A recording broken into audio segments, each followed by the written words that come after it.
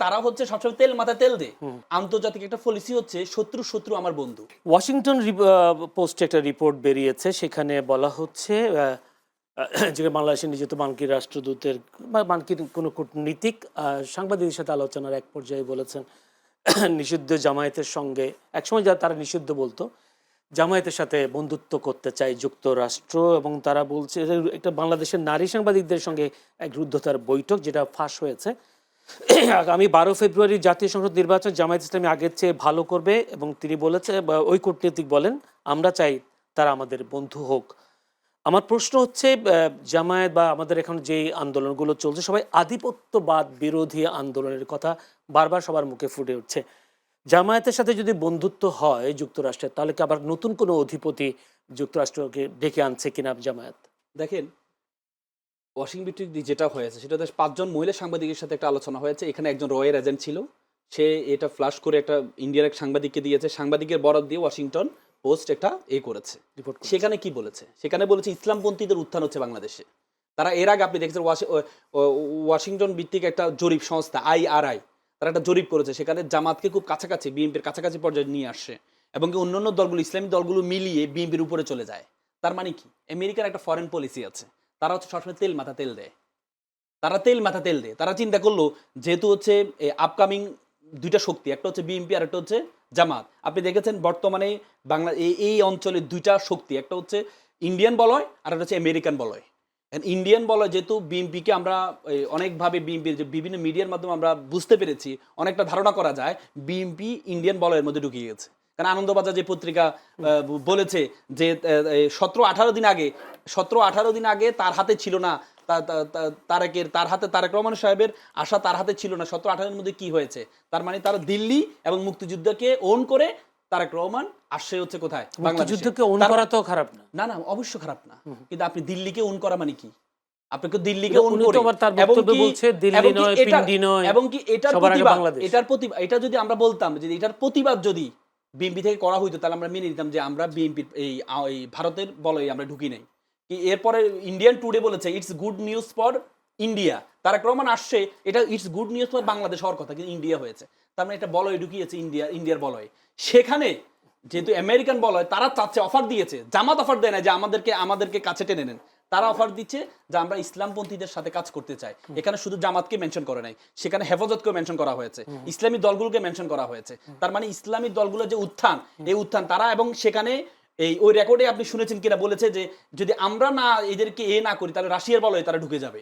তার মানে কি ইন্ডিয়ান বলয়ে ঢুকে যাবে। তাদের বক্তব্য তো একটি রিপোর্টে এটা এভাবে বলেছে, আগামী 12 ফেব্রুয়ারি জাতীয় সংসদ নির্বাচন জামায়াত ইসলামী আগের চেয়ে ভালো করবে। নাম ধরে বলেছে। তারা তো তার আগে আর IRI এর মাধ্যমে তারা বুঝতে পেরেছে। আমি তো বলেছি যে তারা হচ্ছে সবসময় তেল মাথায় তেল দেয়। আপনি দেখেন, মনে রাখবেন হচ্ছে আন্তর্জাতিক একটা পলিসি হচ্ছে শত্রু শত্রু আমার বন্ধু। শেষ করে জন্য যে ইন্ডিয়া একসময় আমাদেরকে বলতো বাংলা হবে আফগান, সেই ইন্ডিয়া আফগানিস্তানের সাথে বন্ধুত্ব কেন করেছে? শত্রু শত্রু আমার বন্ধু, মানে পাকিস্তান আফগানিস্তান ঝামেলা, তার মানে তুমি আমার বন্ধু। তার মানে আমেরিকা সেই পৃথিবীর যারা বাবা রাষ্ট্র আছে, তাদের চিন্তা এইটাই, শত্রু শত্রু আমার বন্ধু। মানে ইন্ডিয়ার শত্রুকে তুমি, তো তুমি যদি ইন্ডিয়ার শত্রু হও, তাহলে তুমি আমার বন্ধু হও। এটাই ঠিক, মানে আন্তর্জাতিক কূটনীতি। জি, শরীফুজ্জামান শরীফ, এই যে যুক্তরাষ্ট্রের সাথে একটা বন্ধুত্ব করতে চায় যুক্তরাষ্ট্র ইসলামী দল বা জামায়াত ইসলামীর সাথে, যুক্তরাষ্ট্র ইসলামী দলের সাথে সখ্যতা বাড়াতে চায় কেন? জামায়াত কি তাহলে ক্ষমতার দিকে এগোচ্ছে না? ধন্যবাদ। আমি আসলে কোথা থেকে কোথায় যাব আমি খেই হারিয়ে ফেলেছি। বিএনপির মোশাররফ ঠাকুর যখন ওই যে হিজাব নিয়ে বেশ্যা শব্দটি উচ্চারণ করলেন, তারপরে ক্ষমা চাইলেন, আমরা তাকে ক্ষমা করব না, কিন্তু ডাকসুকে কেন্দ্র করে আমি বেশ্যা শব্দটি যিনি ব্যবহার করলেন, আমি তাকে ক্ষমা করে দিব। কেন? কারণ হচ্ছে একটা পক্ষে যাচ্ছে, একটা বিপক্ষে যাচ্ছে। আমার যতটুকু প্রয়োজন আমি ঠিক ততটুকুই নিব, এক। দ্বিতীয়ত, এখানে আসলে সবাই চায় বড় শক্তিগুলোর সাথে এক ধরনের সম্পর্ক তৈরি করার, এবং এটি তৈরি করতে গিয়ে পেছনের অনেক কিছুই ভুলে যায়। বাংলাদেশের গত 15-20 বছরে যতগুলো রাজনৈতিক ইস্যু ছিল, তার সব থেকে বড় একটা ইস্যু ছিল যে চীন সরকার সেখানে উইঘরে মুসলমানদেরকে হত্যা করছে।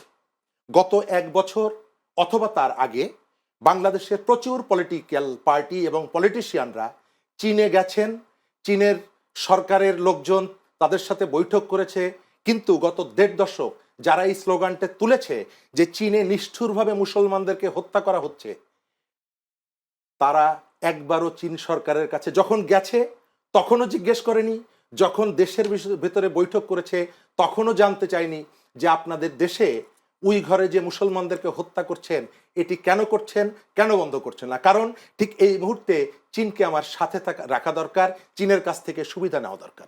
আমেরিকা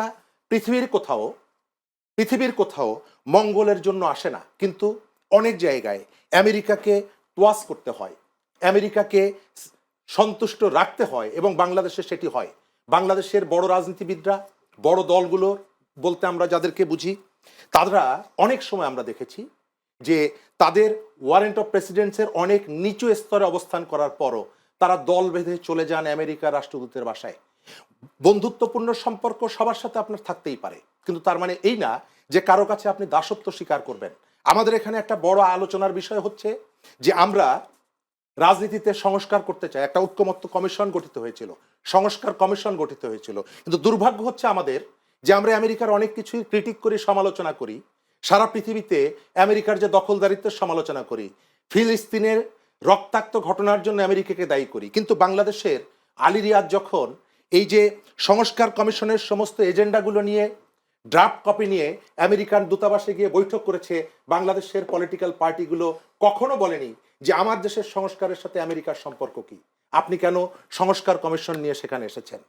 যখন গত ৩ মাসে ৩৫০-র বেশি মানুষকে পায়ে শিকল পরিয়ে আমেরিকা আমাদের এখানে পাঠিয়ে দিয়েছে, বিমানবন্দর পর্যন্ত তারা একেবারে বাধা অবস্থায় ছিল, হাত পা বাধা, আমাদের দেশের পলিটিক্যাল পার্টিগুলোর ভেতর থেকে একবারও প্রতিবাদ করা হয়নি যে কেন আমার জনগণকে, তার কোনো একটা ভুল থাকতেই পারে কিন্তু তাকে তুমি বেঁধে পাঠাতে পারো না। ভারতের মতো দেশের নাগরিকদেরও কিভাবে পাঠিয়েছে, কিন্তু তারা প্রতিবাদ করেছে এই ঘটনায়। আমাদের এখান থেকে কোনো প্রতিবাদ হয়নি, বরং কোনো কোনো ক্ষেত্রে আমি ওই যেটা বললাম যে সংস্কার কমিশনের রিপোর্ট, আমি কেন সেখানে যাব, আমার এই কমিশনের রিপোর্ট নিয়ে কেন যাব। ভারতের বিষয়টা আমরা কখনোই মনে করি না যে বাংলাদেশের ভারতের সাথে সম্পর্কটা কখনোই সম্মানের ছিল না। ভারত আমাদের এখানে প্রভুত্ব দেখানোর চেষ্টা করেছে, ভারতকে ডেকে নিয়ে আসা হয়েছে, আবার কখনো কখনো ভারতের সাথে সুসম্পর্ক গড়ে তোলার চেষ্টা করা হয়েছে। গত ৩-৪ দিন আগে প্রজাতন্ত্র দিবসে আমরা কিন্তু দেখেছি যে আমাদের বন্ধুত্বপূর্ণ সম্পর্ক, আমাদের রাজনৈতিক দলগুলোর মধ্যে জামাতের সাধারণ সম্পাদক তিনি গিয়েছিলেন, ধন্যবাদ জানিয়ে এসেছেন ভারতের জনগণকে।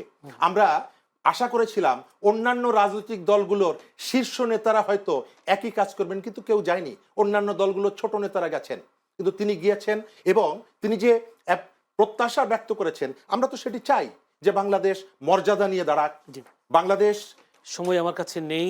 জনাব শরীফুজ্জামান শরীফ, একটি প্রশ্ন মামুন রাসেলের কাছে করছে। আল মামুন রাসেল, আমি যে কথাটা বলছিলাম আধিপত্যবাদের বিষয়ে আন্দোলন হচ্ছে সবার, বাংলাদেশের অনেকের মানুষ বিভিন্ন দলই করছেন, উনি যে বক্তব্য প্রজাতন্ত্র দিবস, ভারতের প্রজাতন্ত্র দিবসে জামায়াতের সেক্রেটারি জেনারেল গেলেন, অন্যান্য দলের ছোট নেতা গেছেন, জামায়াতে কি তলে তলে ভারতের সাথে সম্পর্ক করতে চাচ্ছে কিনা? মানে ব্যাপারটা হয়ে গেছে, জামাতের পক্ষ থেকে একবারই বলা হয়েছে আমরা প্রত্যেকের সাথে, আপনি প্রতিবেশী কখনো পরিবর্তন করতে পারবেন না, আমরা প্রত্যেকের সাথে সমতার ভিত্তিতে, প্রত্যেকের সাথে সমতার ভিত্তিতে, তাদের প্রজাতন্ত্র দিবসের উপলক্ষে সবাইকে ইনভাইট করা হয়েছে, যার সুযোগ হয়েছে তারা গিয়েছে। আপনি তো দেখেছেন এ পর্যন্ত সকল বড় বড় অ্যাম্বাসেডরদের সাথে মিটিং হয়েছে, কিন্তু ইন্ডিয়ার সাথে তো এখন পর্যন্ত মিটিং হয়নি। তো সুতরাং তাদের একটা প্রোগ্রামে গিয়েছে, তার মানে এটা না যে আমি তোমার দাসত্ব মেনে নিচ্ছি। আমরা প্রত্যেকের প্রতিবেশী যা আছে সবার সাথে আমরা কি সমতার ভিত্তিতে চলতে চাই। কারণ আপনি সবাই পরিবর্তন করতে পারেন, প্রতিবেশী পরিবর্তন করতে পারবেন না, কিন্তু প্রতিবেশী তারাও সেটা মনে করতে হবে, ভারতের মনে করতে হবে যে তারা আমার প্রতিবেশী, আমি চাইলে প্রতিবেশী পরিবর্তন করতে পারবো না। আমরা এতদিন শুধু একতরফা মেনে নিয়েছি, কিন্তু আমরা চাই দুই পক্ষ থেকে, এবং কি একবারে কারোর সাথে পিঠ দেখাবো, কারোর সাথে মুখ দেখাবো না, প্রত্যেকের সাথে আমরা মুখ দেখাবো, কিন্তু সমতার ভিত্তিতে। আমার দেশের প্রায়োরিটি আগে, দেশের স্বার্থ আগে, তারপরে পরবর্তী সকল কিছু। আপনি যখন দেখেছেন, আপনি এই ভারতের অ্যাম্বাসেডর যখন একটা বলেছিল যে যদি অসুস্থ ইলেকশন হয় তাহলে কি হবে, জামাত জয়লাভ করবে, এটা কিন্তু জামাত কিন্তু সরাসরি প্রতিবাদ জানিয়েছে, প্রেস রিলিজের মাধ্যমে প্রতিবাদ জানিয়েছে। তাহলে এই গাছ তো আছে যে ভারতের পররাষ্ট্র মন্ত্রণালয় থেকে যদি কোনো কিছু হয় আমরা প্রতিবাদ জানাতে পারি, কিন্তু তার আগে আমরা বিএনপি থেকে সেই প্রতিবাদটা পাইনি। ইন্ডিয়া টুডে যে রিপোর্ট করেছে, আনন্দবাজার যে রিপোর্ট করেছে, সেই রিপোর্টের প্রতিবাদটা আমরা দেখি নাই, কিন্তু জামাতের পক্ষ থেকে সেই প্রতিবাদটা আসছে। তার মানে তারা গাছ দেখাতে পেরেছে।